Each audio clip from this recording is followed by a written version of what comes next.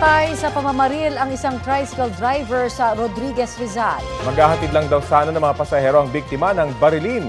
Balita hatid ni EJ Gomez, exclusive.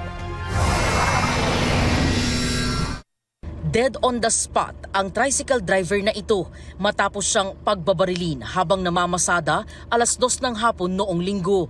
Ayon sa pulisya, tinatahak ng biktima ang Riverside sa barangay San Jose, Rodriguez, Rizal nang maganap ang pamamaril. So habang binabaybay niya po, biglang dumating itong suspect. Gana lang pong pinaputukan itong biktima na agad naman pong namatay dahil ang gamit pong baril ay caliber 45. 3 basyo ng bala raw ang na-recover sa crime scene. Kinilala ang biktima na si Jay Ilano Reyes, 44 anyos at panganay sa 3 magkakapatid. Kwento ng kaanak ng biktima, maghahatid lang sana ng 5 pasahero si Jay nang mangyari ang pamamaril. Buong akala po namin aksidente. Maya-maya po may mga tao na nagsisigawan. Sabi may putok ng baril. Yun na. Sabi buhay pa. Takbo natin sa ospital, wala na. Dead on the spot na po. 2 po sa tagiliran, isa po sa leeg. Puro kanang bahagi. Kaya po nakakalamang po yung isa sa pasahero niya yung bumaril sa kanya. Ayon sa pulisya, walang CCTV sa lugar. Pero may mga witnesses nga po kaming nakausap na nagsasabi na yung suspect natin ay before mangyari, day before ay talagang hinahanap na nila yung biktima. Sabi ng pulis, isa sa mga suspect ang na-identify na. Residente raw ng Barangay San Isidro, Rodriguez, Rizal. Ang pagkakaalam nga po natin ay talagang ito ay isang drug personality din po. Wala siyang puso. Hindi niya naman naisip. Meron din niyang anak na pinag-aaral. Hindi ko din matingnan yung litrato niya eh. Hindi ko kayang makita, hindi ko kaya talaga. Naghihingi po kami ng justice. Inaalam pa ang motibo ng pamamaril. Patuloy rin ang manhunt operation sa identified suspect at iba pang sangkot sa krimen. EJ Gomez, nagbabalita para sa GMA Integrated News. Dumami muli ang ibinugang asupre ng Bulkang Kanlaon sa nakalipas na 24 oras. Ayon sa PHIVOLCS, aabot sa mahigit 8,000 at 900 toneladang sulfur ang pinakawalan ng bulkan. Namamaga pa rin ang Kanlaon at nakapagtala ito ng 10 volcanic earthquakes. Nananatili sa alert level 2 ang Bulkang Kanlaon kaya bawal ang pagpasok sa permanent danger zone. Dahil sa pangangamoy ng asupre, suspendido muna ngayong araw ang face-to-face classes sa Ramon Torres Luisiana National High School sa Barangay Maaw sa Bago Negros Occidental. Ito ang GMA Regional TV News. Ito na ang maiinit na balita ng GMA Regional TV mula sa Luzon. Makakasama po natin si Chris Suniga. Chris? Salamat, Connie. Hulikam ang pananalisi ng isang lalaki sa isang van driver sa Dasmariñas, Cavite. Sa Legazpi, Albay naman nakuhanan ang pagsabog mula sa isang nasusunog na bahay.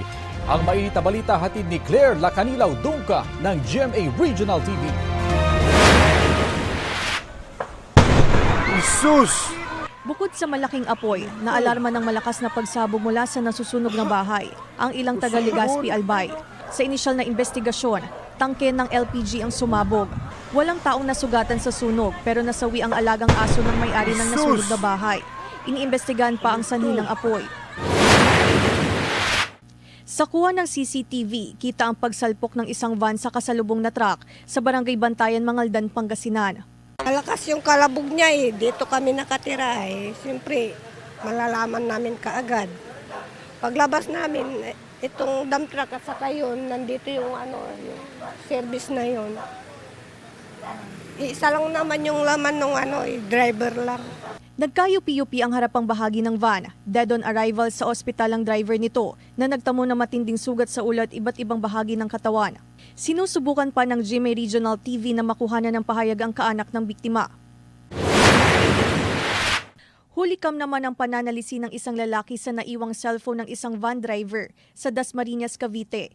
Bago ang pagnanakaw, kita ang pagbaba ng biktima sa van na huminto sa kalsada.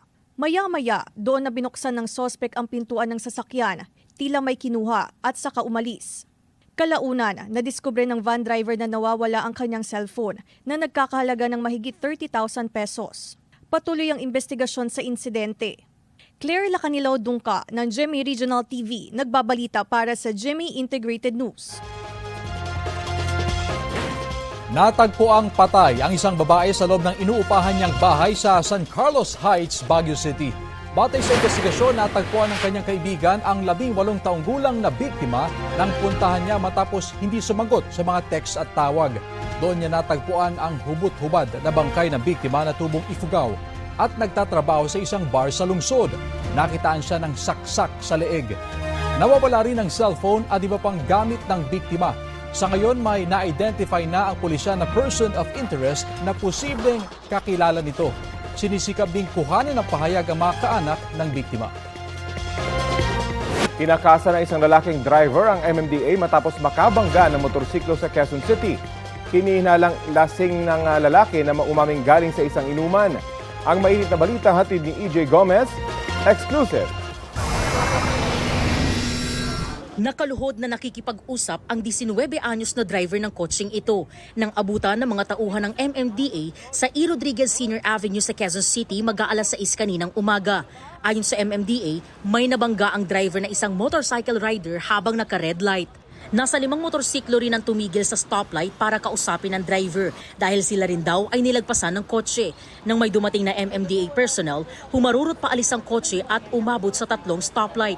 Sa tulong ng ilang motorcycle rider ay tuluyang na-corner ang tumakas na driver. Ang isa pa nga ay Police QCPD na pauwi na mula sa kanyang shift. Inarang kita, sasagasama mo pa ako. Ang sabi ng mga kasabay niya, naka-stop na raw po. Yung naka-stop na motor, nabangga niya pa rin sa likuran. Kitang-kita ko yung pagkabangga niya sa motor kasi. Since ako yung nandun sa... Witness lang po kayo? Pulis ako. Ayun. Oo. Yung pagbangga po sa akin, tumama po yung likod ko dito sa upuan, tas yung ulo ko dun sa may... Dito po sa may hawakan handle po ng motor ko. Tas tumawag po sa sobrang lakas ng impact, napagulong po ako. Nagtamo ng ilang galos sa braso ang rider na dinala sa ospital. Nabasag din ang salamin ng speedometer at natanggal ang plaka ng motorsiklo. Depensa ng driver. Magulo po sila, ma'am eh. Bigla po silang humihinto kapag nasa green light naman po. Nagmamadali ka ba? Opo. Ayon sa MMDA, lasing ang driver. Nakita pa sa loob ng kotse ang isang bote ng beer. Saan ka ba galing? Sa inuman po, ma'am.